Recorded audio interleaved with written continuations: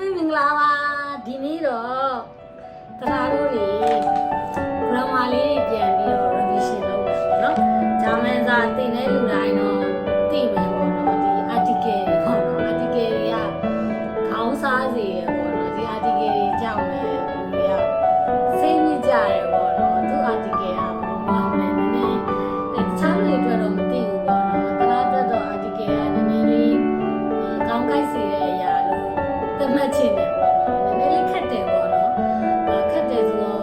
နားယူသွားလို့လည်းဖြစ်မယ်ပေါ့နော် article တွေနားယူသွားဖို့ဆိုတာကတော့ practice လုပ်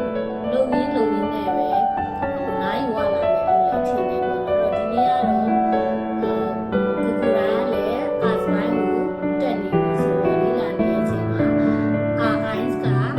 article လေးကိုပြန်ပြီးတော့ revision လုပ်ချင်လို့ဒီ video လေးကိုဖတ်ပြရခြင်းဖြစ်ပါတယ်ရှင်ဒီနေ့တော့ okay article တွေကပြီးတော့ပြန်လေ့လာကြမယ် article ဆိုတော့ဘာတွေရှိမလဲ okay ဂျာမန်မှာ article based article ရှိမယ်ပေါ့နော်ဒါကတော့တိကျတဲ့ article တွေပေါ့နော်တို့ definite article တွေခေါ်တယ်အဲ့တော့ article မှာ daily desk ဆိုရင်သိကြမယ်ပေါ့နော် okay day ကပါလေဒီကပါလေ desk ကပါလေပေါ့နော်ဂျာမန်မှာ nominative ကို subject ပေါ့နော်အင်္ဂလိပ်လို subject ကိုသူက nominative လို့ခေါ်တယ်ပြီးတော့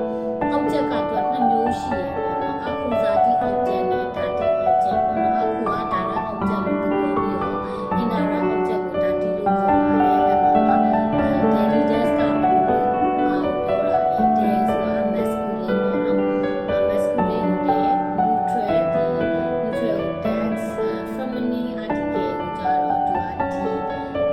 plural ကိုလည်းဒီလို့ပြောတယ်ပေါ့နော်အဲ့မှာ okay feminine ဆိုတော့ဒါအမျိုးသမီးနဲ့ပတ်သက်တဲ့အင်္ဂလိပ်စာမှာဆိုရင် she လို့ပါတော့အဲ့လိုမျိုးပေါ့နော်သူမပါနဲ့အဲ့ဒါတွေပေါ်မှာ feminine အောက်ကိုသွားလာပေါ့သွားတယ်အဲ့ဒါဂျာမန်မှာလို့ပါဆိုလို့ဂျာမန်မှာလို့ဟုတ်ပေါ့နော်ဒီ masculine day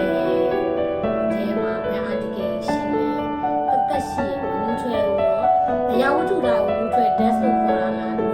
ခေါ်ပေါ့နော်အဲ့လိုရှိတယ် feminine d ဆိုလည်းအမျိုးသမီးတွေနဲ့ဆိုင်တဲ့အရာဝတ္ထုအဲ့ဒါတွေအားလုံးမှာဆိုမှ d လို့ရှိတာဆိုတော့ဟုတ်ပေါ့နော်ဒီဟာကိုတက် article ကတက်ချက်ကိုကြည့်ရမယ်မှတ်ရမယ်အားရှိရပေါ့နော်အဲ့ဒါလေးကိုနောက်ဗီဒီယိုလေးမှာတခါထပ်ပြီးတော့ဒီရဲ့အဆိုမှာပါရင်ပါလေအဲ့ဒါလေးကိုထပ်ပြီးတော့ပြောပြမယ်ဒီနေ့ကတော့အဲ့ဒီပိုင်းကိုတော့တော့မဟုတ်တဲ့အတွက်ကြောင့်တလောကတော့ daily desk ကိုပဲသွားမယ်ပေါ့နော် okay အဲ့ဆိုရင် masculine ကို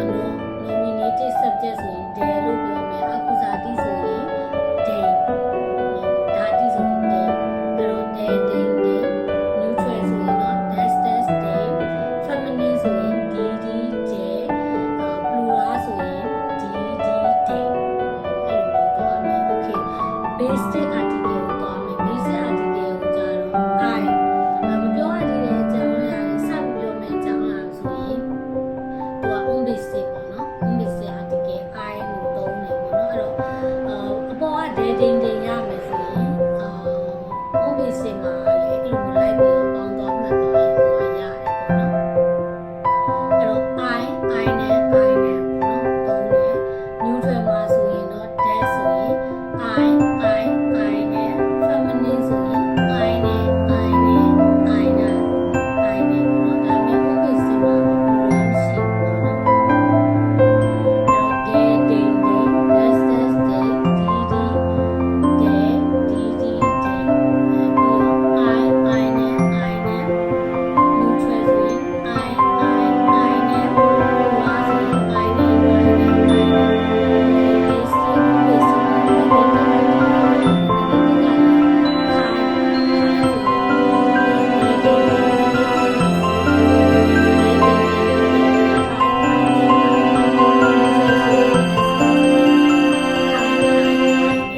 feminine ဆိုတော့ dd day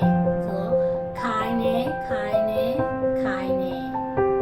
ခိုင်းနေပေါ့နော်ဆိုတော့ A ပေါင်းမယ်ဒါတိရတော့